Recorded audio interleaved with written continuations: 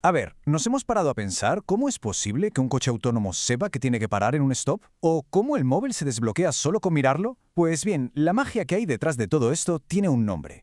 Redes neuronales convolucionales, o CNNs para abreviar. Y es que han supuesto una auténtica revolución para la inteligencia artificial, porque por primera vez le han dado a las máquinas algo muy pero que muy parecido a nuestra capacidad de ver. En los próximos minutos vamos a hacer un recorrido para entender exactamente cómo funcionan. Empezaremos viendo por qué la visión artificial es un reto tan grande. Luego descubriremos una solución inspirada, nada menos, que en nuestro propio cerebro. Desmontaremos sus piezas clave para verlas una a una. Las volveremos a juntar y, para terminar, veremos el increíble impacto que tienen ya en nuestro mundo. Venga, pues empecemos por el principio, el gran reto de la visión. Y es que para apreciar de verdad lo alucinantes que son las CNN, primero tenemos que entender por qué enseñar a ver a un ordenador ha sido, durante décadas, un problema increíblemente difícil de resolver. Es una pregunta que a primera vista parece muy sencilla, ¿verdad? Un niño pequeño sin ningún problema reconoce un gato, da igual el ángulo, la luz, incluso si está medio tapado. Pero para un ordenador, bueno, para un ordenador esto ha sido un quebradero de cabeza monumental durante muchísimo tiempo. Entonces, ¿por qué es tan difícil? Pues la clave de todo está en cómo ven las máquinas una imagen. Vale, aquí está el meollo de la cuestión. Una red neuronal, de las de toda la vida, lo que hace es aplanar la imagen. A ver si me explico. Es como si cogiéramos la foto, la cortáramos en tiritas de un solo píxel de ancho y las pusiéramos todas en fila, una detrás de otra.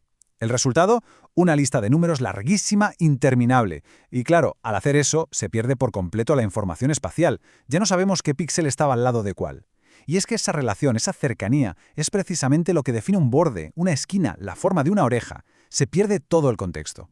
O sea, que el punto crucial es este. Las redes convencionales tratan a un píxel de la esquina superior izquierda como si no tuviera más que ver con su vecino que con otro píxel en la esquina opuesta. Y al hacer esto, se cargan toda la estructura de la imagen. No ven formas, solo ven píxeles sueltos. Y aquí es donde la solución viene de un lugar totalmente inesperado: la biología. Así que, si el objetivo es que las máquinas vean como nosotros, la pregunta es bastante obvia. ¿Por qué no inspirarse en el sistema que mejor lo hace? Pues eso. Es hora de echarle un vistazo al plano de nuestro propio cerebro, el córtex visual. Y esta cita la verdad es que lo resume a la perfección.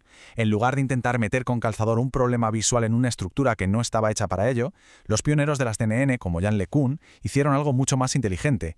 Decidieron imitar cómo nuestro cerebro procesa la información visual. La gran revolución fue, en realidad, algo muy simple: dejar de aplanar la imagen. La CNN la tratan como lo que es, una estructura tridimensional, con su ancho, su alto y una tercera dimensión, la profundidad, que normalmente corresponde a los canales de color. De esta manera, la red siempre sabe qué píxeles están cerca unos de otros y puede, por fin, empezar a aprender patrones locales. Bueno, ya que entendemos la filosofía, vamos a levantar el capó y a ver las piezas. Vamos a desmontar una CNN en sus tres componentes principales.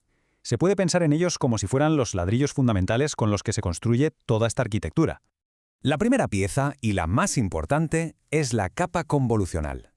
Hay que imaginarla como un pequeño detector, un filtro que se especializa en encontrar algo muy concreto. Por ejemplo, un borde vertical. Este detective se va deslizando por toda la imagen y cada vez que encuentra ese borde, se activa y lo anota en una especie de mapa de características. Y claro, una capa convolucional tiene un montón de estos detectives, cada uno buscando un patrón diferente. Después de los detectives, llega la capa de pooling, o agrupación. Su trabajo es muy claro: simplificar y quedarse con lo esencial. Coge esos mapas de características de la capa anterior y los hace más pequeños, conservando solo la información más relevante. El método más común es el max pooling, que básicamente mira una pequeña ventana y se queda solo con el valor más alto.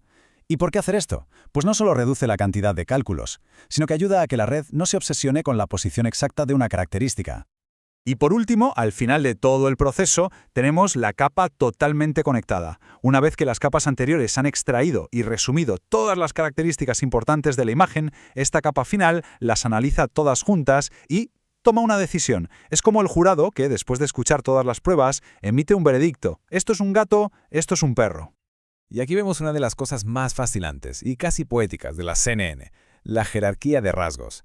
Las primeras capas aprenden a ver cosas muy simples: líneas, colores.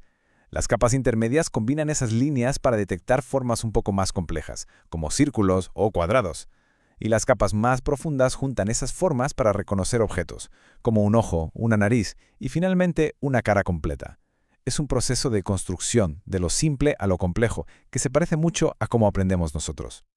Ya conocemos los ladrillos, pues ahora vamos a ver cómo se apilan para construir el edificio entero. Vamos a ver cómo estos componentes se ensamblan para formar una red que puede procesar una imagen de principio a fin. Una arquitectura típica sigue más o menos este flujo. Se empieza con la imagen en bruto. Se le aplica un bloque que combina una capa de convolución para buscar rasgos y una función de activación para decidir cuáles son importantes. A esto le sigue una capa de pooling para simplificar. Y este bloque se puede repetir varias veces, permitiendo que la red aprenda características cada vez más y más complejas. Al final del todo, el resultado se aplana y se entrega a las capas totalmente conectadas, que son las que emiten el veredicto final. Y para terminar, vamos a situar a las CNN en su contexto histórico y a ver el impacto real que han tenido, desde sus humildes comienzos hasta las aplicaciones más alucinantes de hoy en día. La historia de las CNN modernas, en realidad, despega en los años 90 con LENET, que ya demostró que esto funcionaba para leer códigos postales. Pero el verdadero punto de inflexión, el Big Bang de todo esto, fue en 2012, cuando una red llamada AlexNet arrasó en la competición ImageNet. A partir de ahí fue una locura. Una carrera por crear redes más y más profundas y eficientes, con hitos como BGGNet o GoogleNet, que culminó en 2015 con ResNet, que introdujo una técnica súper ingeniosa para poder entrenar redes de cientos de capas. Y los resultados, bueno, los resultados hablan por sí solos.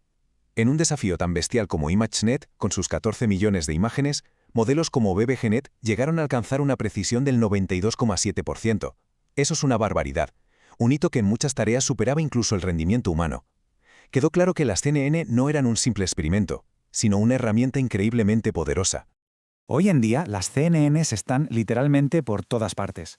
Son el cerebro que detecta objetos en la cámara del móvil, el que guía la percepción de un coche autónomo, el que ayuda a un médico a diagnosticar enfermedades en una radiografía.